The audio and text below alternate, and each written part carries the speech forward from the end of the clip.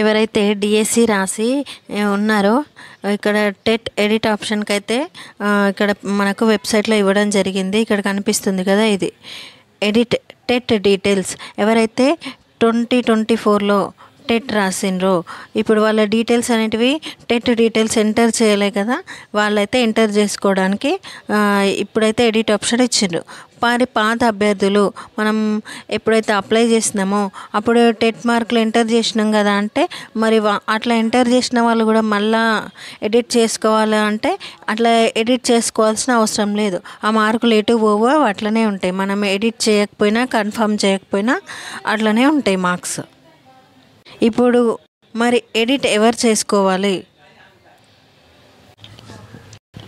అయితే ఇక్కడ పాత టెట్ అభ్యర్థులు కూడా టెట్ మార్కులు కన్ఫర్మ్ చేయాలా అని ఒక డౌట్ అనేది వస్తుంది. ఇప్పుడు పాత అభ్యర్థులు టెట్ మార్కులు ఎడిట్ చేసుకోవాల్సిన అవసరం లేదు.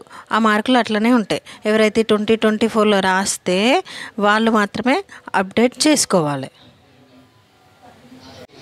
అయితే టెట్ ఎవరు చేసుకోవాలంటే ఈ 2024లో మార్క్స్ ఎవరికైనా రాసిన వాళ్ళకి ఇంప్రూవ్ అయినాయి అనుకోండి మార్క్స్. ఇప్పుడు మొన్న అంతకుముందు పాత టెట్ మార్క్స్ మీరు ఆల్రెడీ అప్లోడ్ చేసిండ్రు. ఇప్పుడు మొన్న రాసిన ఎగ్జామ్లో మీకు మార్క్స్ అనేటివి ఇంప్రూవ్ అయినాయి అంటే మీరు ఇక్కడ ఎడిట్ ఆప్షన్లోకి వెళ్ళి మీ డీటెయిల్స్ అనేటివి ఎడిట్ చేసుకోవాలి. ఒకవేళ ఏం ఇంప్రూవ్ కావలేదు, ఆ పాత మార్కులే ఉన్నాయంటే మీరు ఎడిట్ చేసుకోవాల్సిన అవసరం అనేది లేదు.